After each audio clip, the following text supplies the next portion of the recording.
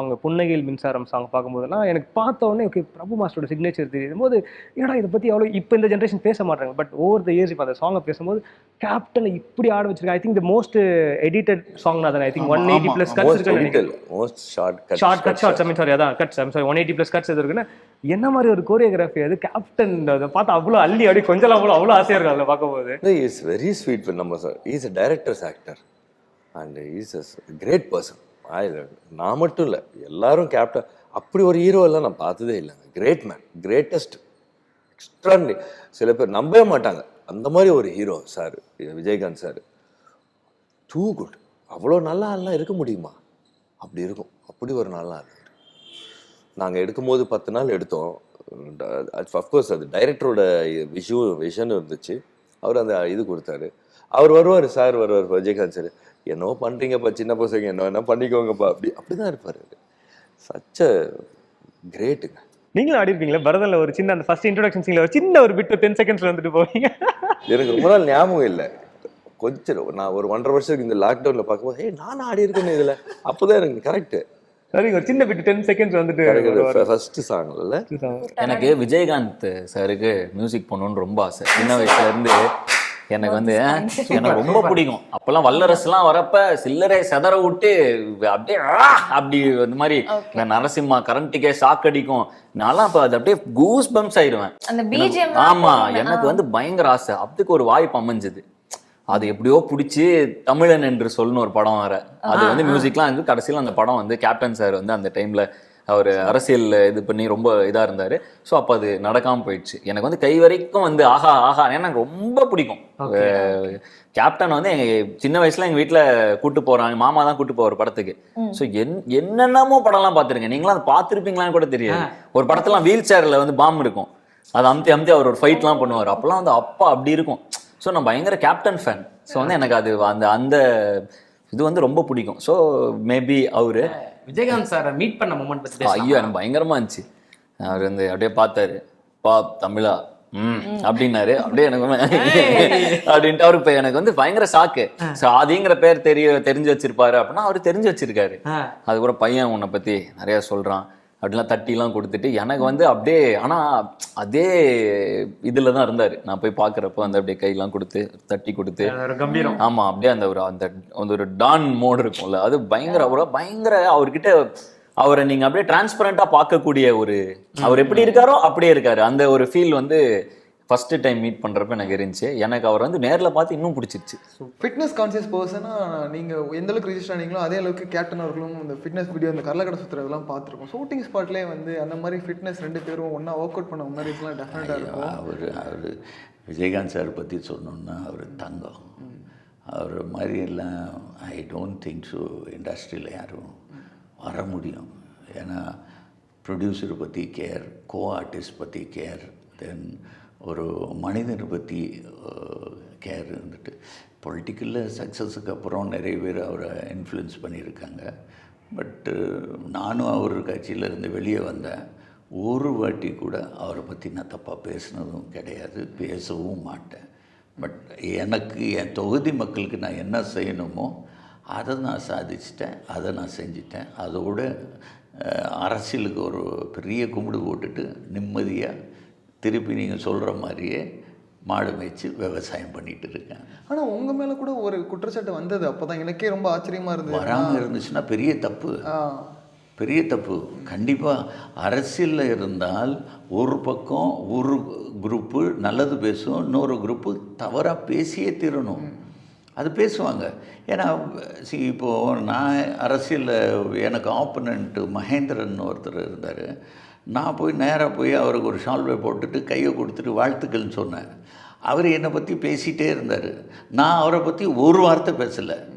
So அது anti canvas பண்ணுறதுக்கு அவசியம் இல்லை.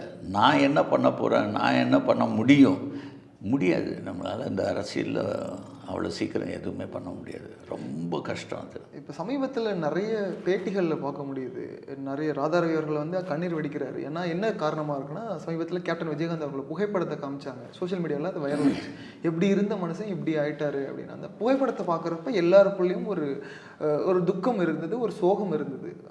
அஸ் அ ஃப்ரெண்டு அவங்களுக்கு என்ன ஃபீல் இருந்தது? உண்மையிலே ரொம்ப வருத்தமாக தான் எனக்கும் இருக்குது. ஏன்னா அவர் எப்படி இருந்தாருன்னு எனக்கு நல்லாவே தெரியும்.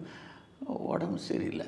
இப்போ எல்லாத்துக்கும் இப்போ நானே இருந்தேன். நான் எப்படி ஆல்மோஸ்ட் 21 இன்ச்சஸ் ஆர்ம் சைஸ் இருந்துச்சு, செஸ்ட் சைஸ் 50 இருந்துச்சு. இப்போ 63 வயசாயிடுச்சு. இப்போவும் அதை எதிர்பார்க்க முடியுமா? முடியாது.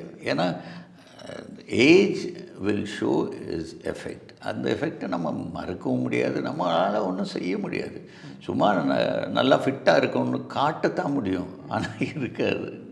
ஸோ அதே மாதிரி தான் அவருக்கும் ஏஜ் ஃபேக்டர் தென் மெடிக்கல் இஷ்யூனால அப்படி இருக்கார். நல்லா ஆயிடுவார்னு பார்க்குறோம். எனக்கு இந்த ஒரு வார்த்தை நிறைய கமெண்ட்டில் பார்க்க முடிஞ்சது. அருண் பாண்டியன் அவர்களுக்கு எந்த அளவுக்கு பாசிட்டிவ் வந்தோ, கேப்டன் விஜயகாந்த் அவர்களுக்கு இவர் துரோகம் பண்ணிட்டாரோ அப்படின்ற வார்த்தையை நிறைய கமெண்டர்ஸில் வந்து மக்கள் சொல்லிகிட்டே இருக்காங்க. அதுக்கு என்ன விளக்கம் கொடுக்குறீங்க?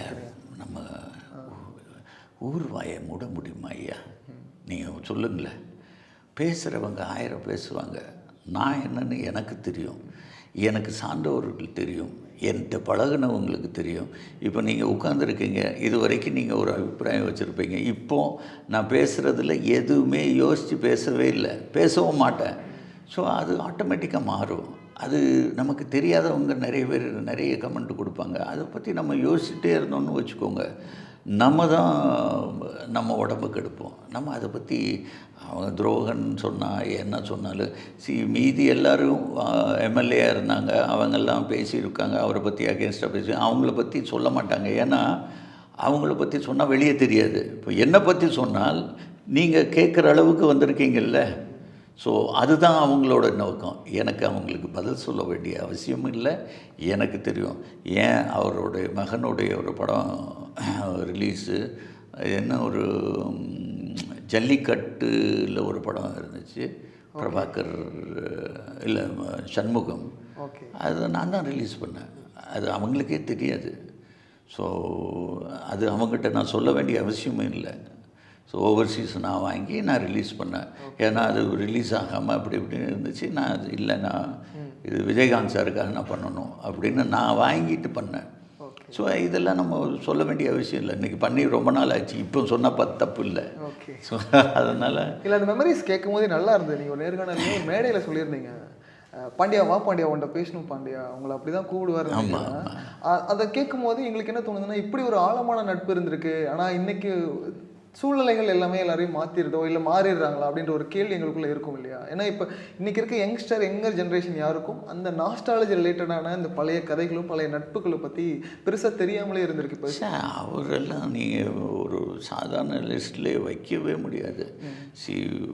ஒரு படம் எங்களுக்கு ரிலீஸ் இல்லை, ரிலீஸில் பிரச்சனை. அவரை நடித்த படம் தான் காவிய தலைவன். எங்கெங்கே என் கூட நைட் ஃபுல்லாக ட்ராவல் பண்ணாருன்னு எனக்கு தான் தெரியும். ஸோ நைட் ஃபுல்லாக நாங்கள் 2 பேரும் ட்ராவல் பண்ணிவிட்டு அது சால்வ் பண்ணிவிட்டு அதுக்கப்புறம் தான் போய் படுத்தோம். ஸோ அவர் எல்லாம் ஜென்டில்மேன். நான் திருப்பி சொல்கிறேன், நான் யார்கிட்டையும் நான் எப்படி அவர் கூட இருக்கிறேன், எப்படி இருக்கணும்னு எனக்கு சொல்ல வேண்டாம். எனக்கு தெரியும், நான் அவருக்கு உண்மையாக இருப்பேன். அவருக்கும் தெரியும், அவருக்கும் தெளிவாக தெரியும். ஸோ அதனால் பிரச்சனை இல்லை. நீங்கள் தப்பு பண்ணிங்கன்னா திட்டா கூட அப்புறமா தனியாக கூப்பிட்டு போகிற வச்சு உங்களுக்கு ஏன் திட்டணும் தெரியுமான்னு உலகம் சொல்லுவார். அந்த மாதிரி திட்டம் வாங்கிடுறீங்களா சார்? ஏதோ ஒரு நேரத்தில் சத்தம் போட்டுருவார் அவர். அவனுக்கு ஏதோ ஷூட்டிங், அவருக்கு ஒன்றுமே இல்லை. சத்தம் எங்கே வருதுங்களா? சாப்பாடு நல்லா இல்லைனா சத்தம் வரும். ஏதோ மற்றவங்களுக்கு யூனிட்டுகளை வந்து யாராவது சாப்பிடும்போது சரியானபடி சாப்பாடு இல்லை, அவங்களுக்கு வந்து ஏதாவது சரியானபடி உபசரிப்பு இல்லைன்னா சோத்துக்கு எவ்வளோ கஷ்டப்படுறது எனக்கு தெரியும், உங்களுக்குலாம் தெரியாது. அது கரெக்டாக வரணும்னு கற்றுவார். இவர் வந்து ஸ்பாட்டில் மட்டும் வந்துட்டு தான் ரொம்ப வருஷம் சினிமாவில் சார். அவர் ரொம்ப சின்ன லெவலில் அடிபட்டு வந்து, அதாவது அவர் ஒரு படத்தில் போய் நடிக்க போயிட்டு காலையிலேருந்து வெயிட் பண்ணி சரி சாப்பிட்றலாமான்ற சாப்பாட்டுக்கு இருக்கும்போது டேய் ஷார்ட் இருக்கு நேரத்தில் நான் சாப்பிட்ருக்கேன்னு சொல்லி அப்படி எடுத்துகிட்டு போனோம். அதெல்லாம் ஒரு மைண்டில் இருக்கும், சின்ன சின்ன விஷயங்கள்லாம் மனசில் இருக்கும். சாப்பிடாமையே இருந்தது, இவர் அவமானப்படுறது, இல்ட்ரீட் பண்ணது, போடுற சோறு வந்து அந்த பக்கம் கொஞ்சம் நல்லா போடுறது, இவர் கொஞ்சம் கம்மியாக, இந்த மாதிரிலாம் நிறைய. அப்புறம் இவரை வச்சுட்டே மற்றவங்களை எல்லாத்தையும் பார்த்து பார்த்து பார்த்து ரொம்ப அது மனசுக்குள்ளே ரொம்ப அது நாம் இப்படி தான் பண்ணணும்னு ஒரு மைண்டில் வச்சுருந்துருக்காரு அது. ஸோ அவர் ப்ரொடியூஸ் பண்ண ஆரம்பிச்சோன்னா அந்த படங்கள் எல்லாம் ஒரு அறுசுவை விருந்தே போட்டார் நான்வெஜ்ஜில். அந்த மாதிரி சாப்பாடை வந்து சினிமாவுக்கு துவங்கி வச்சது விஜயகாந்த் கம்பெனின்றது தான் பேர். அவர் வந்து பையனுக்கு பிரபான்னு பேர் வைக்கிறதாகட்டும், கேப்டன் பிரபான்னு படம் எடுக்கிறதாகட்டும், தமிழ் உணர்வெளி ஆகட்டும், எந்த இடத்துலையுமே வந்து அவர் விட்டு கொடுத்து போக மாட்டார். அப்புறம் எதை பேசுறதுக்கு பயப்பட மாட்டார். எந்த ஒரு கருத்துக்கும் வந்து அவர் மனசில் சரின்னு பட்டுச்சுன்னா அது வந்து அதனுடைய விளைவுகள் சாதக பாதகங்கள் பார்த்து இவன் நமக்கு வேண்டிய பெட்டி வேண்டாதோ அதெல்லாம் பார்க்காம உடச்சி விட்ருவார். சினிமாலே அப்படி தான்.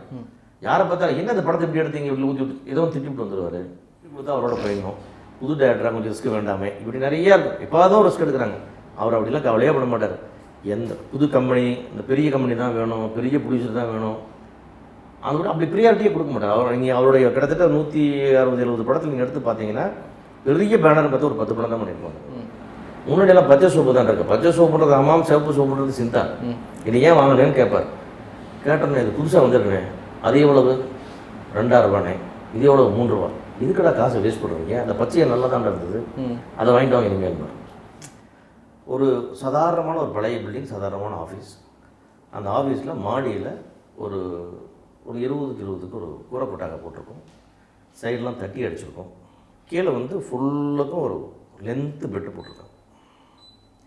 அதில் ஒரு 15 பேர் தூங்கலாம். அதில் ஒரே ஒரு பாத்ரூம் இருக்கும் மேலே, அதுவும் ஓப்பனாக. ஸோ அந்த இடத்துல தான் வந்து 100 படம் முடிய வரைக்கும் அவர் அங்கே தூங்கிட்டு இருந்தார். 100 படம் நடிச்சு முடிக்க வரைக்கும் அவர் ஏசி ரூமில் தூங்கவே இல்லை. நாங்கள் ஸ்டார் ஹோட்டலில் பார்ட்டிக்கு வர சொன்னால் வர மாட்டேன், ஸ்டார் ஹோட்டலுக்கு நுழையவே மாட்டேன். அந்த வாழ்க்கையை வேணாம் பார்த்தேன். அவங்களுக்கு விஜயகாந்த் சாருடைய ரசிகர் மன்றம் மட்டும்தான் சரியான ஃபார்மேட்டில் இருக்கும், ஆர்கனைஸ்டாக இருக்கும். இவர் ஊருக்கு போனார்னா ஒரு எவரி 10 கிலோமீட்டரு அந்த ரசிகர் மன்ற வேலை நடந்துக்கிட்டே இருக்கும். அப்புறம் ரசிகர் மன்றங்கள் வந்து நிறைய சர்வீஸ் பண்ண வைப்பார். சும்மா வந்துட்டு இந்த விசில் அடிச்சுட்டு தோரணம் கட்டிட்டு இதெல்லாம் பண்ணக்கூட தெரியுமில்ல, அது செய் எது செய்யின்னு சொல்லி எல்லாத்தையும் விரட்டுவார். அந்த நிர்வாகிகள் எல்லாம் பயங்கரமாக வேலை வாங்குவார். ஏதாவது கெட்ட பேர் இருந்ததுன்னா ரொம்ப திட்டிடுவார் பிடிச்சி. நல்ல நடிகர்கள் நல்ல மனிதர்கள் இருந்தாலும் கூட கம்பேரிட்டிவ்லி இவருக்கு மேலே இன்னொருத்தர் இல்லவே இல்லை.